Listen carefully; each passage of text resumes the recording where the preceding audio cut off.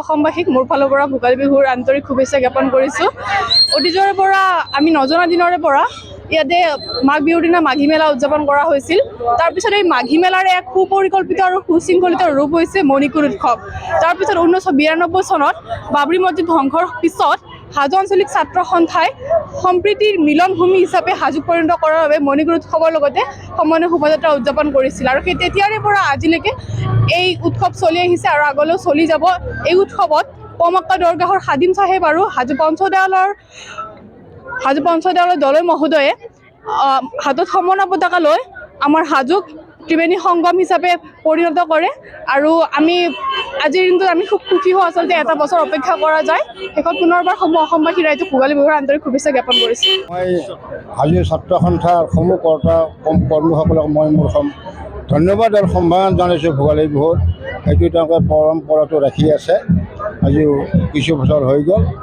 আৰু এইটো আমাৰ সম্বন্ধটো হাজোৰ যিটো সম্বন্ধই যিটো মিলাপ্ৰীতি সকলোৱে যাতে সদভাৱটো বজাই ৰাখে অসম তথা ভাৰতবৰ্ষৰ সকলো নাগৰিককে মই মোৰ তৰফৰ পৰা অনুৰোধ জনাইছোঁ।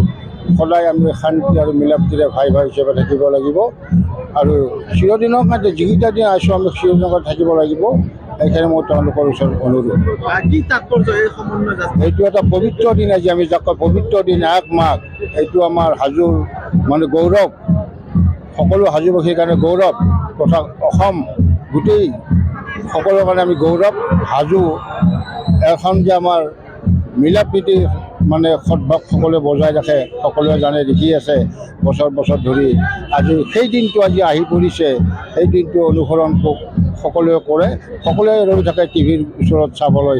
এই সম্বন্ধটো মই গম পাওঁ আৰু তেওঁলোককো মই যিবিলাকে আমাৰ এই অনুষ্ঠানটো চাই আছে তেওঁলোককো মই মোৰ প্ৰতি তেওঁক মানে ধন্যবাদ জ্ঞাপন কৰিছোঁ। হাজো এখন মহামিলনৰ ক্ষেত্ৰ। ইয়াত সমন্বয় সম্প্ৰীতি আৰু ঐক্যৰে ইয়াৰ অঞ্চলৰ মানুহে বসবাস কৰে। বিভিন্ন জাতি জনগোষ্ঠীৰ যিটো সম্প্ৰীতি সমন্বয়, এইটো যুগ যুগ ধৰি ইয়াত মানুহৰ মাজত শান্তিৰ বাৰ্তা দি আহিছে। হাজো আঞ্চলিক ছাত্ৰ সন্থাৰ এই মণিকুট উৎসৱ আৰু সমন্বয় শোভাযাত্ৰাই যোৱা 32টা বছৰে বিভিন্ন জাতি জনগোষ্ঠীৰ সাংস্কৃতিক দল, বিভিন্ন ধৰ্মীয় অনুষ্ঠানৰ সাংস্কৃতিক দলৰে এই সমন্বয় শোভাযাত্ৰা এই পমক্কাৰ এই দৰগাহৰ পৰা আৰম্ভ হয় আৰু হয়গ্ৰীৱ মাধৱ মন্দিৰৰ প্ৰাংগণত মুকলি সভাৰ জৰিয়তে সমাপ্ত হয়।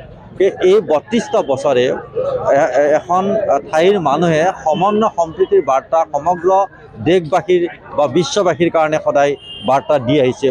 আৰু এই সমন্বয় এটা ব্যতিক্ৰম সমন্বয়, কাৰণ ইয়াৰ মানুহৰ ধৰ্মীয় যিটো চেতনা উদাৰতা এইটো সম্পূৰ্ণভাৱে সুকীয়া।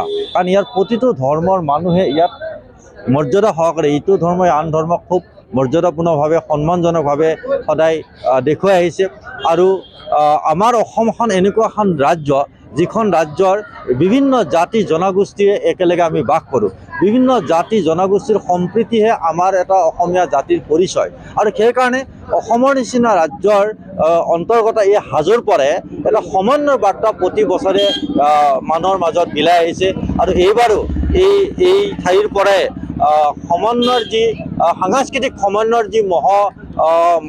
যি যাত্ৰা, এই যাত্ৰা ইয়াৰ পৰা আৰম্ভ হ'ব। পমক্কা হয়গ্ৰীৱ মাধৱ মন্দিৰৰ দলে আৰু পমক্কাৰ খাদিমে এই শোভাযাত্ৰা উদ্বোধন কৰিব। আৰু দুজনৰ এই উদ্বোধন কৰাৰ পিছত বিভিন্ন সাংস্কৃতিক দল, বিভিন্ন জনগোষ্ঠীয় দলে ইয়াত অংশগ্ৰহণ কৰিব আৰু সকলোৱে মানৱ জাতিৰ শান্তিৰ কাৰণে, মানৱ জাতিৰ প্ৰগতিৰ কাৰণে সকলোৱে বাৰ্তা দিবলৈ প্ৰয়াস কৰে। আৰু এই শোভাযাত্ৰাত বিশেষকৈ আমি প্ৰতি বছৰে এটা কথা লক্ষ্য কৰিছোঁ যে হাজোৰ সমন্বয়ে যেতিয়া আন দেশত কেতিয়াবা ভাতৃঘাতী সংঘৰ্ষ যদি কেতিয়াবা উদ্ভাৱন হয়, সেই সময়ত এই হাজোৰে সমন্বয় এটা প্ৰেৰণা হিচাপে বা এটা আদৰ্শ হিচাপে সদায় বাট দেখুৱাই আহিছে। আৰু সেইকাৰণে হাজোবাসী সদায় সম্প্ৰীতি সমন্বয়ৰ এটা অনন্য ঠাই, যি ঠাইত হয়গ্ৰীৱ মাধৱ মন্দিৰ, পঞ্চতীৰ্থ ধৰি আন তীৰ্থস্থানসমূহ আছে, পমক্কা আছে। এই তীৰ্থস্থানসমূহলৈ অসম নহয়, ভাৰতবৰ্ষ নহয়, বিশ্বৰ বিভিন্ন তীৰ্থযাত্ৰী আহে আৰু সকলোৱে ইয়াৰ পৰা শান্তিৰ বাৰ্তা লৈ যায়। কাৰণ আজি কোনে অনুভৱ কৰে? ইয়াত সদৌ অসম ছাত্ৰ সন্থাৰ সভাপতি উৎপল শৰ্মা, সাধাৰণ সম্পাদক শংকৰজ্যোতি বৰুৱা, অসম সাহিত্য সভাৰ সম্পাদক প্ৰধান ডক্টৰ উপেন শৰ্মা, লগতে সাংস্কৃতিক জগতৰ কেইবাগৰাকী তাৰকা দীপলিনা ডেকা, দীপান্বিতা ডেকা, মানস ৰবীন, শ্যামন্তিকা, নয়ন নীলিম আৰু নেকিবুকে ধৰি কেইবাগৰাকী সাংস্কৃতিক তাৰকা ইয়াত অংশগ্ৰহণ কৰিব।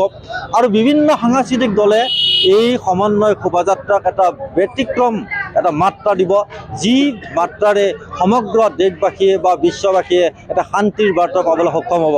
কাৰণ শান্তিহে এখন দেশৰ উন্নতিৰ মূল চালিকা শক্তি। ঐক্য সমন্বয় শান্তিৰে দেশ প্ৰগতিৰ দিশত আগুৱাই যোৱাৰ ক্ষেত্ৰত হাজোৰ সমন্বয় শোভাযাত্ৰাই যোৱা ৩২ বছৰে সম্পূৰ্ণভাৱে এটা শান্তিৰ বাৰ্তা দি আহিছে আৰু সেই প্ৰয়াস আজি সমগ্ৰ হাজোবাসীয়ে অব্যাহত ৰাখিছে। আজিও সেই শান্তিৰ বাৰ্তা দিব পাৰিব বুলি মই আশা ৰাখিছোঁ।